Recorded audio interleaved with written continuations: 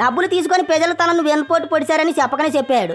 అంతేకాదు మరోసారి అధికారంలోకి వస్తే కార్యకర్తలకు దోచిపెడతాయి కానీ ప్రజలకు ఒక్క రూపాయి కూడా ఇవ్వనని అన్న ప్రతి మీటింగ్లోనూ చెప్పకనే చెబుతున్నాడు.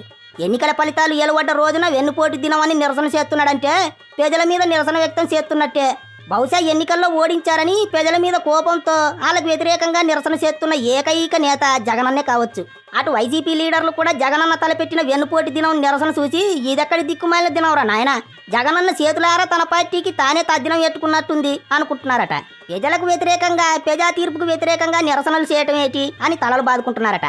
పెద్ద ఈ చిత్రం ఏంటంటే ప్రజా తీర్పునకు వ్యతిరేకంగా ప్రజల్ని ఎన్నుపోటుదారులుగా చెబుతూ నిర్వహిస్తున్న నిరసనలకు ప్రజలు కూడా రావాలట. జగనన్న పిచ్చి పీతాంబరంలో మారిపోయాడు అనుకుంటున్నారు ఇప్పుడు ప్రజలంతా. చివరికి వైసీపీ నేతలు కూడా దిక్కుమాలిన వెన్నుపోటు దినం బుద్ధుందా అట్లాంటి దినం ఎట్టడేకి అని తిట్టుకుంటున్నారట. ప్రజలకు వ్యతిరేకంగా దీక్షలు నిరసనలు చేస్తే వాళ్ళు ఎట్ట ఓటేస్తారు, ఈయనగారు ఎట్ట గెలుస్తారు?